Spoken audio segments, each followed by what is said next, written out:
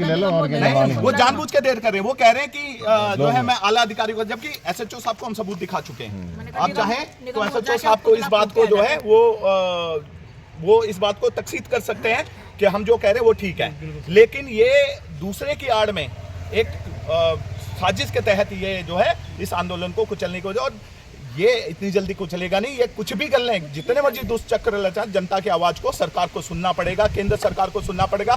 धामी सरकार, पहले तो प्रेमचंद अग्रवाल को जाना पड़ेगा, लेकिन अगर धामी सरकार इसी तरह अगर प्रेमचंद अग्रवाल को बचाती रही तो आने वाले समय में धामी सरकार को भी जाना पड़ेगा। सर, बताया गया कि आप लोगों को कहीं और लोगों को डिटेन किया गया है।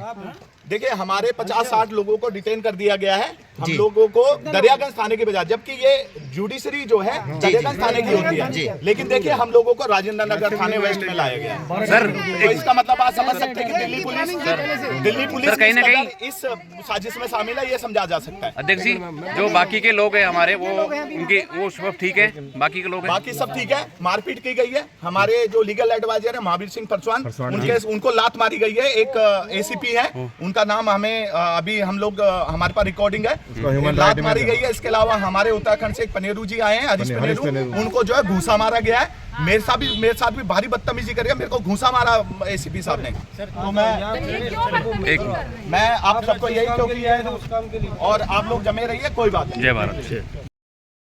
तारीख को ये प्रदर्शन करेंगे, और 2 तारीख को हमने 27 तारीख को हमने परमिशन ले ली थी दिल्ली पुलिस की तरफ से। ओके था, हमारी बातचीत है, मेरे पास रिकॉर्ड है सारे बातचीत। तो उन्होंने बता दिया था कि भाई आप लोग ठीक है करिए, और क्योंकि हमारा राजघाट पे प्रदर्शन नहीं था, हमें राजघाट से आगे जाना था मीटिंग पॉइंट। तो हाँ, तो वहाँ पे हमें जो है, लेकिन इस बीच में क्या हुआ कि एक व्यक्ति है, एक ग्रुप है देवभूमि करके है, वो ये हाँ यूनाइटेड फ्रंट फौजी वाला, ठीक है, देवभूमि यूनाइटेड फ्रंट है। उन्होंने क्या किया कि मेरे को लगता है कि जो हुआ एक्चुअल में कि उन्होंने एक धरने की प्रदर्शन, अब जो भी सच है या झूठा जो वो कह रहे हैं, तो उन्होंने जो है राजघाट पे कल 1 तारीख को उन्होंने परमिशन के लिए अप्लाई किया, जबकि उनको पता था ऑलरेडी कर चुके हैं। जो हमारा महानगर दिल्ली उत्तराखंड प्रवासी संगठन है, वो एक जो है वहाँ पे धरना प्रदर्शन कर रहा है।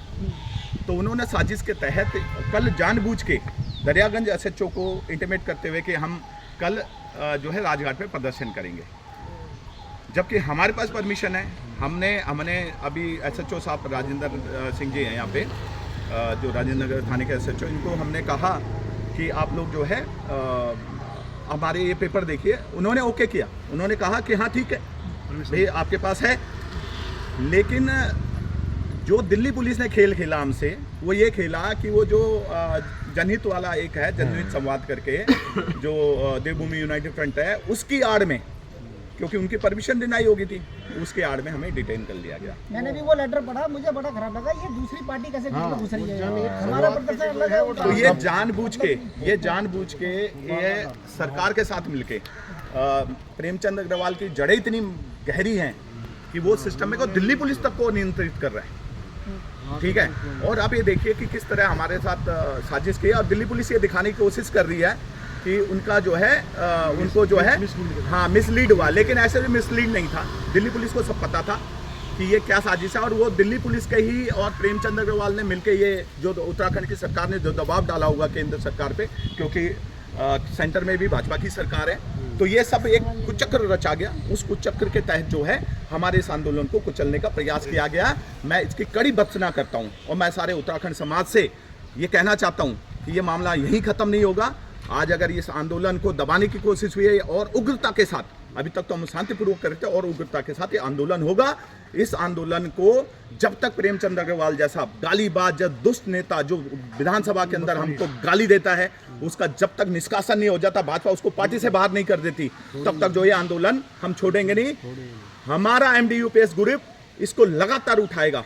आज फिर 2 तारीख को हम यहाँ खड़े हैं, राजेंद्र नगर थाने में हमें डिटेन कर दिया गया।